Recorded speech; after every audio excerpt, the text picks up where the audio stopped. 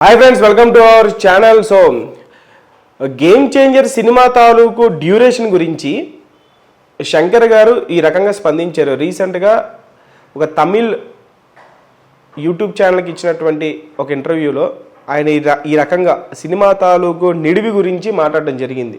So ఆయన ఏం చెప్పారు అంటే, సినిమా అవుట్పుట్ మీద నాకు అంత సాటిస్ఫైయింగ్ ఇప్పటికీ కూడా లేదు అని చెప్పేసి. 5 గంటల సినిమా చేసాము. ఈ 5 గంటల సినిమాని చాలా వరకు ట్రిమ్ చేసేసాము. సోషల్ మీడియాలో అందరికీ షాకింగ్ గురి చేస్తున్నటువంటి స్టేట్మెంట్ ఇది. 5 గంటల సినిమానా? అంత సినిమా ఏం తీశారు సార్ మీరు? 2 పార్ట్లుగా తీశారా? వెబ్ సిరీస్ ఏమైనా ప్లాన్ చేశారా?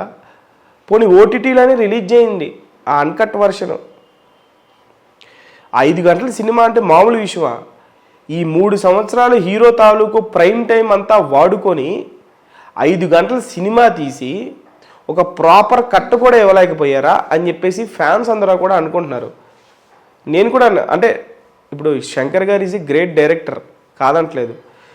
కాకపోతే ఇండియన్ 2 లాంటి డిజాస్టర్ తర్వాత ఎడిటింగ్ టేబుల్ మీద కూర్చున్నప్పుడు సీన్లు రేసీగా ఉన్నా సరే సీన్కి కనెక్టివిటీ, ఒక ప్రాపర్ కనెక్టివిటీ లేకపోతే హీరోకి ఎంత ఎలివేషన్ ఇచ్చినా కథ కరెక్ట్ అవ్వాలి కదా. సినిమాలో మీరు గేమ్ చేంజర్ సినిమాలో గమనిస్తే అటువంటి ఫాల్స్ చాలా ఉంటాయి. అటువంటి అంటే కనెక్టివిటీ సరిగ్గా ఉండదు. సీన్కి కనెక్టివిటీ అంటే సినిమా పరిగెడతా ఉంటుంది, కాకపోతే ఎమోషనల్ కనెక్టివిటీ ఉండకపోవడం వల్ల ఆ ఎలివేషన్ని చాలామంది అభిమానులు ఫీల్ అవ్వలేకపోయారు. రామ్ చరణ్ని ఒక రేంజ్లో చూపించారు. రామ్ చరణ్ని చూపించడంలో అసలు ఫెయిల్ అవ్వాల. కాకపోతే సినిమాలో ఉండే కనెక్టివిటీ వల్ల సినిమా ఫెయిల్ అయింది అనేది చాలామంది వాదన. సో శంకర్ గారు 5 గంటల సినిమా తీసి ఒక ప్రాపర్ కనెక్టివిటీతో 3 గంటల సినిమా రిలీజ్ చేసిన సినిమా టాక్ ఈరోజు వేరే రకంగా ఉండేదేమో.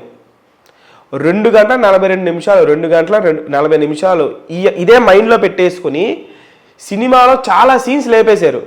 అసలు చాలామంది ఏమనుకుంటున్నారంటే ఆ 5 గంటల్లో ఈజీగా అప్పన్న క్యారెక్టర్ ఒక గంట ఉంటుంది, అప్పన్న క్యారెక్టర్ ఇలా వచ్చి ఇలా వెళ్ళిపోయింది అనేటువంటి ఫీలింగ్ చాలామందిలో ఉంది.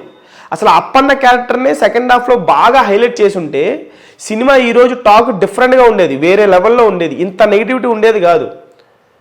ఫైనల్గా సినిమా బాగుంది, సినిమాలో ఉండే కంటెంట్ బాగుంది, కంటెంట్కి ఆ సీన్స్కి మధ్య కనెక్టివిటీయే మిస్ అయింది.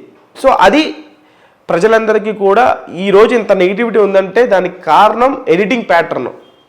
5 గంటల సినిమాని కనీసం ఒక మంచి సీన్స్ని పిక్ చేసి మంచి కనెక్టివిటీతో ఒక 3 గంటలు ఎడిటింగ్ చేస్తున్నా సరే ఈరోజు సినిమా తాలూకు హైప్ వేరేలా ఉండేది అనేది ఫ్యాన్స్ ఒక వాదన. నా ఒపీనియన్ కూడా అదే. అనిల్ రావిపూడి ఉన్నారు. అనిల్ రావిపూడి ఆయన కూడా స్టేట్మెంట్ ఇచ్చాడు, నేను కేవలం కట్ చేసింది 10 నిమిషాలు కట్టే, నేను సినిమా దగ్గర 2 గంటల 30 నిమిషాలు ఎంత ఉంది ఆయన సినిమా నిడివి. ఆయన ఇంకో 10 నిమిషాలు ఎక్కువే తీశాడు. అంటే 2 గంటల 40 నిమిషాలు తీసింది ఆయన. 2 గంటల 45 నిమిషాలు తీశారు. దాంట్లో 10 నిమిషాలే కట్ చేశారు.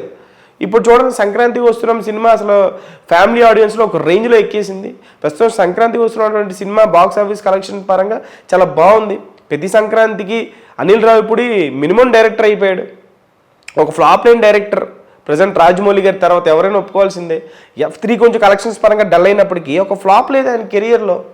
అలా మినిమం రేంజ్ సినిమాలు తీసుకుంటూ వెళ్ళిపోతున్నారు. అలాంటిది ఒక ఎక్స్పీరియన్స్డ్ డైరెక్టర్ ఇండియన్ 2 లాంటి డిజాస్టర్ తర్వాత ఎడిటింగ్ ప్యాటర్న్లో కూర్చొని ఖచ్చితంగా ఇప్పుడు అంటే చాలా సీన్లు తీసేసామని అంటే డైరెక్టర్ చేతిలోనే ఉంటుంది కదా. Director you are the captain of the ship. ఒక గ్రేట్ డైరెక్టర్, మీకు ఒక కమాండ్ ఉంటుంది, మీ మాట ఎవరు దాటరు. అటువంటిది ఈరోజు మీకు గేమ్ చేంజర్ అనేటువంటి సినిమా తాలూకు అవుట్పుట్ నాకు ఇంకా సాటిస్ఫై అవ్వలేదు అని చెప్పేసి అంటున్నారంటే obviously it's your fault sir. సినిమాలో కనెక్టివిటీ మిస్ అయిందంటే ఈరోజు అప్పన్న క్యారెక్టర్ ఇంకా ఉండాలి లెంత్ అని చెప్పేసి అందరూ కోరుకుంటున్నారు అని అంటే దానికి main and only reason it's your fault. So అది గేమ్ చేంజర్ సినిమా మీద ఇప్పటికీ నాకు అవుట్పుట్ మీద క్లారిటీ లేదని చెప్పేసి శంకర్ గారు అంటున్నటువంటి మాట. ఖచ్చితంగా ఇది శంకర్ గారి 100% శంకర్ గారి తప్పే.